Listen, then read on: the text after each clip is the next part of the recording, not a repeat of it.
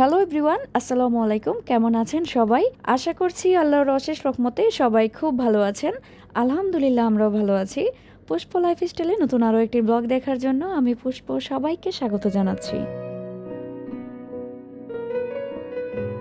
আজকে আমাদের বার্থডে কাল দিয়ে ভিডিওটা শুরু করেছি। বার্থডে চলে গেছে 10 দিন আগে, আর 10 দিন পরে এসে আমরা কেক কাটতেছি। কি একটা মজার ব্যাপার, তাই না? কেক না কাটলে মনে হয় যে বার্থডেটা সম্পূর্ণই হয় না।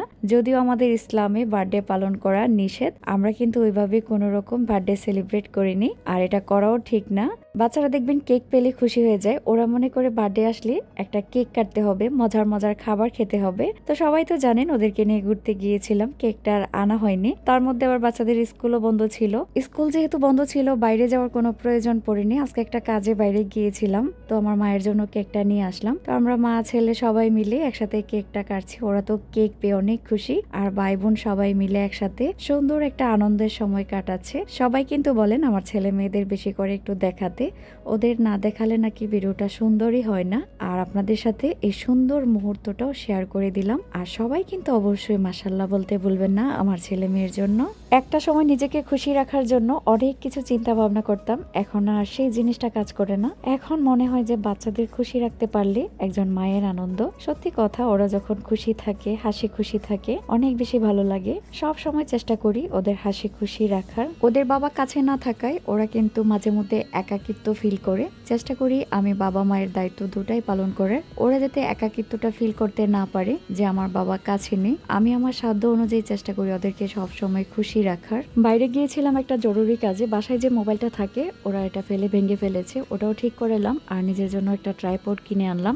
একজন আপু অনেকদিন আগে আমার ট্রাইপড দেখতে চেয়েছিলেন। আমার যে আগে ট্রাইপডটা ছিল আর এখন এটা সেম, একটু 19-20। তো এটার দাম পড়েছে 1100 টাকা। প্রায় 6 ফুটের মতো লম্বা হয়। ট্রাইপডটা খুবই ভালো। ট্রাইপড ছাড়া কিন্তু ভিডিও করা কোনোভাবেই সম্ভব না। আগে ট্রাইপডটা পরে ভেঙে গেছে, এমন ভাবে ভাঙছে যে এটাকে আমি ঠিক পজিশনে রেখে ভিডিও করতে পারি না। ট্রাইপড ছাড়া তো একটা কোয়ালিটিফুল ভিডিও মেক করা কোনোভাবেই সম্ভব না। সেই জন্য তাড়াহুড়ো করে এটা নিয়ে আসলাম।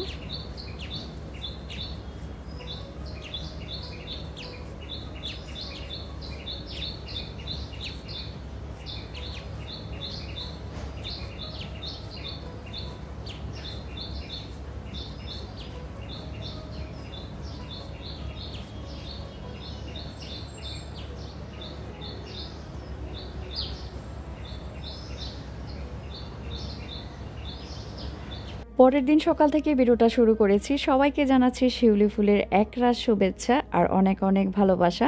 যারাই ভিডিওটি দেখছেন একটা লাইক দিতে ভুলে গিয়েছেন, প্লিজ একটা লাইক দিয়ে ভিডিওটি কন্টিনিউ করবেন। আর ভিডিওটি দেখতে দেখতে যদি ভিডিওর কোনো অংশ একটু হলেও ভালো লেগে যায়, তাহলে অবশ্যই আমার চ্যানেলটি সাবস্ক্রাইব করে পাশে থাকা বেল আইকনটি ক্লিক করে দিবেন, যাতে করে আমি কোনো নতুন ভিডিও আপলোড করলে সাথে সাথে আপনাদের কাছে নোটিফিকেশন চলে যায়, আর আপনি আপনার সময় সুযোগ করে আমার ভিডিওটা দেখে নিতে পারেন। অবশ্যই একটা লাইক দিয়ে দিবেন, কারণ আপনার একটা লাইক আমার কাছে অনেক বেশি মূল্যবান। আপনার একটা লাইক আমার ভিডিওটা আরো অনেকের কাছে পৌঁছে দিতে সাহায্য করবে।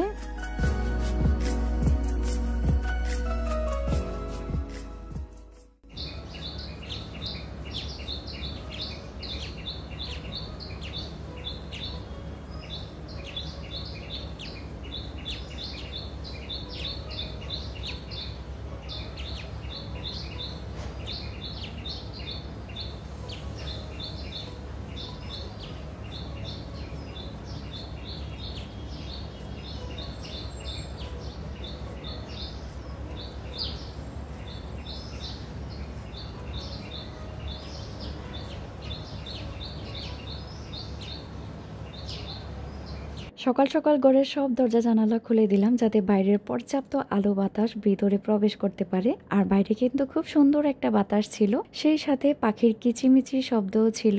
এখন আমি পুরো বাসাটাকে খুব সুন্দর করে ঝাড়ু দিয়ে দেব। ওই যে দাদি নানিরা বলে সকালবেলা ঘুম থেকে উঠে বাইরুমগুলো ঝাড়ু দিতে হয়, সেটা কিন্তু আমরা মানার চেষ্টা করি। জানি না কতটুক সত্য। আর সকালবেলা উঠে রুমটা একটু ঝাড়ু দিলে রুমটা কিন্তু পরিষ্কার পরিচ্ছন্ন দেখায়। আর আজকের ভিডিওর মূল টপিক হচ্ছে খালাবিহীন কতদিন। আসলে আর খালাবিহীন কতদিন আমি জানি না। আমি একদম কাজ করতে করতে বিরক্ত হয়ে গেছি। আপনারা সবাই জানেন 15 থেকে 20 দিন আগে খালা কিন্তু গ্রামে গিয়েছিল। সে 2 দিনের কথা বলে গ্রামে গিয়ে 1 সপ্তাহ থেকে আসছে। কি যে কষ্ট হয়েছিল। যাই হোক, যখন গ্রামে ছিল তখন মনে মনে ভেবে রেখেছিলাম আসার পর অনেক কথা শোনাবো, কাজেই নিব না। যখন সে আসে বাসার ভিতরে তখন কিন্তু আর কোনো কথাই বলতে পারি না। ওই যে নিজের একটা জানে আসান হবে, কাজগুলো করলে আমার কষ্টটা কমবে, বা মানুষের মুখের উপরে কখনো কোনো কথা বলতে পারি না। মনে হয় যে যা হওয়ার হয়েছে, এখন তো আর কথা শোনালেও কোনো কাজ হবে না। আসছে যখন কাজ করতে থাকুক। সে মনে হয় আমার এই ভালোবাসাটাকে বা আমার এই চুপ থাকাটাকে আমার দুর্বলতা মনে করেছে। রীতিমতো সে কিছুটা এবার আমার সাথে বাটপারি করেছে। আমাদের পাশেই একজন লোক থাকে, খালার অনেক দূর সম্পর্কের আত্মীয়। মেইন কথা হচ্ছে সে গ্রামে যাবে, আমার বাসায় কাজ করতেছে। তখন আমাকে এসে বলে, খালা আপনি রান্নাটা শেষ করেন, আমি বাড়ি থেকে আসতেছি। বাড়িতে এরকম একটা ঘটনা হয়েছে, একজন লোক মারা গেছে, আমি এখন বলে আসি যাতে গাড়ি ঠিক করে ওকে গ্রামের বাড়িতে পাঠাই। তো বললাম যে ঠিক আছে, তুমি কাজ শেষ করে আসো, আমি কাজ শেষ করে রাখি, পরে এসে রুম মুছো। 2 ঘন্টা পার হয়ে গেছে, তার আসার কোনো খোঁজ খবর নাই। তখন আমি ফোন দিই যে খালা তুমি কোথায় আসতেছো না কেন, আসরের পর হয়ে গেছে। তখন আমাকে বলতেছে খালা যদি গ্রামে না যায় তাহলে তো জিনিসটা খারাপ দেখাবে।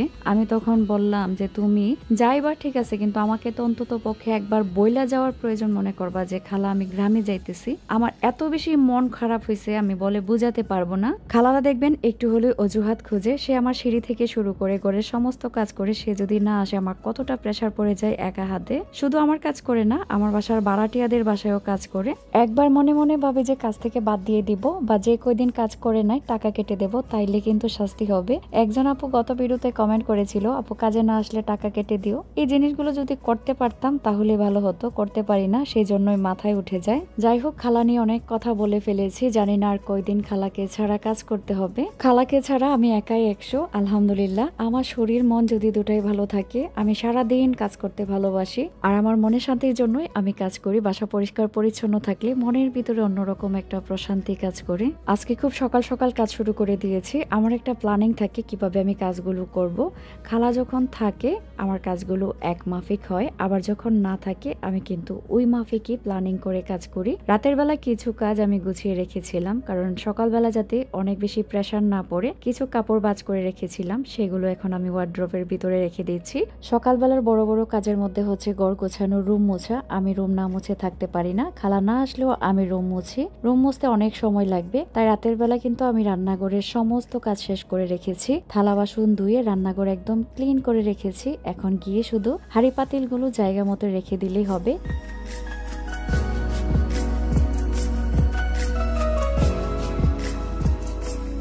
চলে আসলাম আমার শান্তির রান্নাঘরে। রান্নাঘরে আসলে এত বেশি শান্তি লাগে, সবকিছু এখন নতুন নতুন মনে হয়। এই যে দেখুন, রাতের বেলা থালা প্লেট সুন্দর করে ধুয়ে রেখেছিলাম, পানি ঝরে গেছে। এখন আমি সবগুলো জিনিস যার যার জায়গা মতোই রেখে দিচ্ছি। সুন্দর একটা রান্নাঘরে কাজ করে দেখবেন শান্তি লাগে। এই 2 দিন ধরে যে কাজ করে কি যে শান্তি পাচ্ছি আমি বলে বুঝাতে পারবো না। মনে হয় আমি অন্য কোনো রান্নাঘরে আছি। সেই পুরানো রান্নাঘরটা কি সুন্দর নতুন করে ফেলেছি। আমার বাসায় হয়তো লাক্সারি কোনো কিছুই নাই, আমার মনে শান্তি আনার জন্য, সুখ আনার জন্য যতটুকু দরকার, একটা শান্তির নিরে যতটুকু দরকার, সেগুলো আমার আছে আলহামদুলিল্লাহ। সংসারের প্রত্যেকটা জিনিস জোড়াতে কি যে কষ্ট হয়েছে। ঘুমিয়েও স্বপ্ন দেখেছি, সজাগ থেকেও স্বপ্ন দেখেছি কখন আমি সংসারের এই জিনিসটা কিনবো, ওই জিনিসটা কিনবো। যখন স্বপ্ন দেখি কথাটা নিয়ে হাজবেন্ডের কাছে যাই, তখন তাকে বলি আমার জন্য তো এই জিনিসটা লাগবে। তখন বলে হ্যাঁ অবশ্যই তোমাকে কিনে দিব, হয়তো একটু সময় লাগে, তারপর কিন্তু ঠিকই আমাকে সবকিছু কিনে দেয়। এই একটা মানুষ যে আমার জীবনের সব অপূর্ণ আশাগুলোকে পূরণ করেছে। আরো ছোট ছোট অনেক আশা আছে, ইনশাল্লাহ আল্লাহ যদি ওকে সুস্থ রাখে সেই আশাগুলো আমার পূরণ করে দিবে। হাজবেন্ডের কাছে আপনি মন খুলে যা চাইতে পারবেন, পৃথিবীর কারো কাছে আপনি তা চাইতে পারবেন না, হোক মা বাবা, ছেলে সন্তান। হাজবেন্ড হচ্ছে এমন একজন মানুষ যে আপনার জীবনের সব আশা বা আপনার জীবনের শেষ দিন পর্যন্ত আপনার পাশে থাকবে, যদি সে ভালো মানুষ হয়। সংসারে সুখী হতে চাইলে অনেক অনেক টাকা পয়সার প্রয়োজন হয় না, যতটুক চলার জন্য দরকার ততটুক হলেই চলে। আর সবচেয়ে প্রয়োজন যেটা, সেটা হচ্ছে স্বামী স্ত্রীর ভালোবাসা। যে ভালোবাসায় সংসারটা পরিপূর্ণতা পাবে।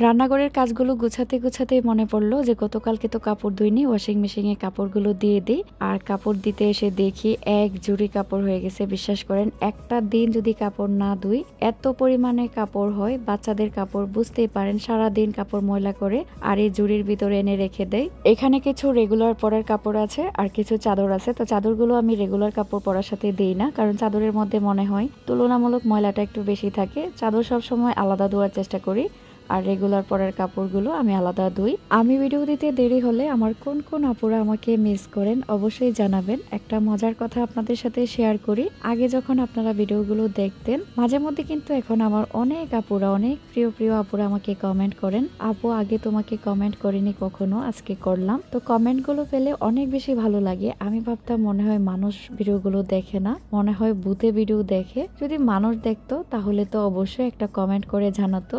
এখন আমি ভাবি যে না, সত্যি সত্যি আমার ভালোবাসার আপুরাই আমার ভিডিওগুলো দেখে। তারা যেহেতু মাঝে মধ্যে আমাকে কমেন্ট করে, আমি কিন্তু বুঝতে পারি। আর আমার খুব দেখতে ইচ্ছে করে কোন কোন আপুরা কমেন্ট করে না, একটা লাইক ঠিকই দেয়। আজকে কিন্তু অবশ্যই আপনারা একটা কমেন্ট করে যাবেন। আপনারা কে কোথা থেকে আমার ভিডিওগুলো দেখছেন, আপনারা যদি কমেন্ট করেন আমি অনেক অনেক খুশি হব। আপনাদের সাথে রক্তের সম্পর্ক না থাকলেও আত্মার একটা সম্পর্ক আছে, যেটা আমি অনুভব করি। এখন চলুন আপনাদের সাথে কিউট কিছু জিনিস শেয়ার করি। এটা এসেছে বড় বোনের পক্ষ থেকে ছোট বোনের জন্য। এটা আমি গিফট পেয়েছি। যারা আমার ইউটিউবার আপুরা আছেন তারা তো অবশ্যই চিনবেন। MN ব্লগ থেকে নাসরিন আপু এগুলো আমার জন্য পাঠিয়েছে। আপু রেগুলার আমার ভিডিওগুলো দেখে, জানে আমি ঘর গুছাতে অনেক বেশি পছন্দ করি, সেই জন্যই আমার জন্য গিফটগুলো পাঠিয়েছে। আপনারা যদি এই জিনিসগুলো নিতে চান, আপু কিন্তু নিজের হাতে তৈরি করে। এত সুন্দর সুন্দর জিনিস নিজের হাতে তৈরি করা খুবই প্রশংসনীয় একটা কাজ। আপু তোমাকে অনেক অনেক ধন্যবাদ জানাচ্ছি, তুমি এত সুন্দর একটা জিনিস আমাকে গিফট করেছো। আমি স্ক্রিনে আপুর ইউটিউব চ্যানেলের নাম, সেই সাথে ফেসবুক পেজের নামটাও দিয়ে দিচ্ছি। কেউ যদি এই সুন্দর সুন্দর জিনিস দিয়ে ঘর সাজাতে চান অবশ্যই আপুর সাথে যোগাযোগ করবেন। খুব রিজনেবল প্রাইসে আপু জিপসামের আইটেমগুলো বিক্রি করে থাকেন। একটা কথা শেয়ার করি, আয়েশা মনির কাছে পিঙ্ক কালার এতই বেশি পছন্দ, এই যে জিপসামের আইটেমগুলো সে পিঙ্ক কালার দেখেছে, সে কিন্তু খুশি হয়ে গেছে। আমি যখন রান্নাঘরে লাইটিং করেছি, সে আমাকে রান্নাঘরে গিয়ে বলে, তুমি এই কালার কেন লাগিয়েছো মা, তুমি পিঙ্ক কালার কেন লাগাওনি? আমি তো হাসতে হাসতেই শেষ। সে সব কিছুতেই পিঙ্ক কালার খুঁজে। যাই হোক, ঘরের সমস্ত কাজ গুছিয়ে করে ফেলেছি, এখন শুধু রুম মোছার পালা। রুমটা আমি অফ ক্যামেরায় মুছে ফেলবো। ঘরের কাজ যেহেতু শেষ করে ফেলেছি, রুম মুছতে সময় লাগবে না। আমি যা রান্না করব, রান্নার জন্য মুরগি খুলে গেলাম। আজকে কিন্তু বাচ্চাদের পছন্দের খাবার রান্না করতেছি। এত কাজের চাপ, আমি 1 মাস ধরে ওদের কথা দিয়েছি যে আমি ওদেরকে ফ্রাইড রাইস আর চিকেন সিজলিং খাওয়াবো। 1 মাসটা এসে এমন দিনে ঠেকেছে যে আজকে যদি না খাওয়াই নাই হবে। আমি গতকালকে যা যা কিনা দরকার সবজি সব কিনে নিয়ে এসেছি। আমার কি যে কষ্ট হয়েছে নিজে নিজে সবজি কেটে তারপর সবকিছু রান্না করা আর একা হাতে ঘরের সব কাজ সামলানো। তারপরও বাচ্চাদের খুশিতে আমার খুশি। এই খাবারটা যদি ওদের আজকে আমি রান্না করে খাওয়াতে পারি, বিশ্বাস করেন আমার মাথার ওপর থেকে একটা পূজা নেমে যাবে। এই দিন ওই দিন করতে করতে 1 মাস লেট করেছি। মাঝে মধ্যে আলসামি লাগে, কাজ করতে ইচ্ছে করে না। একবার দেখেন ঠিকই কাজ করি, আবার কিন্তু আলসামিও কাজ করে। যখন আলসামি কাজ করে তখন আর কোনো কাজই করতে ইচ্ছে করে না। আয়শামণি ঘুম থেকে ওঠার পর ওকে আমি ফ্রেশ করে দিয়েছি, সেই সাথে নাস্তাও খাইয়ে দিলাম। আর বাকি ছিল আমার রুমটা গুছানো, এখন আমার রুমটাও গুছিয়ে নিচ্ছি। মাঝে মধ্যে আমি একদম রোবটের মতো কাজ করি। কাজ যখন করতেই থাকি। আমার কাছে মনে হয় যেটা করতে হবে বসে থেকে লাভ নেই, যত তাড়াতাড়ি করা সম্ভব একদম টাইম ধরে সব কাজ শেষ করি।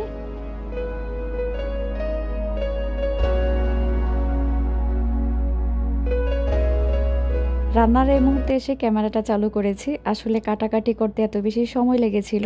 সকাল সকাল যদি কাজ শুরু না করতাম, এত কঠিন রান্না বা মজার রান্না কোনোভাবেই রান্না করা পসিবল ছিল না।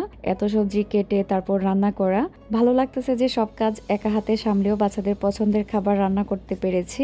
যদিও আমার কাছে এই জাতীয় খাবারগুলো একটু ভালো লাগে না, মনে হয় যে খাবার মজা হয়নি। আমার বাচ্চাদের কাছে কিন্তু খাবারটা অনেক বেশি মজা হয়েছিল, কারণ মায়ের রান্না যে কোনো খাবারই বাচ্চাদের অনেক বেশি পছন্দ। পুরো রান্নাটার আজকে আপনাদের সাথে শেয়ার করব না, কারণ আমি কাজ করতে করতে অনেক বেশি ক্লান্ত হয়ে পড়েছিলাম। সবকিছু যে আবার একটু ভিডিও করব সেটার এনার্জি পাচ্ছিলাম না। রান্না বান্না দিয়ে আজকের ভিডিওটা শেষ করব। আমার কিন্তু কাজ শেষ হয়নি, রান্না শেষ হয়ে গেছে। এখন গোসল করব, নামাজ পড়ব, তারপর নিজেকে একটু সময় দিব।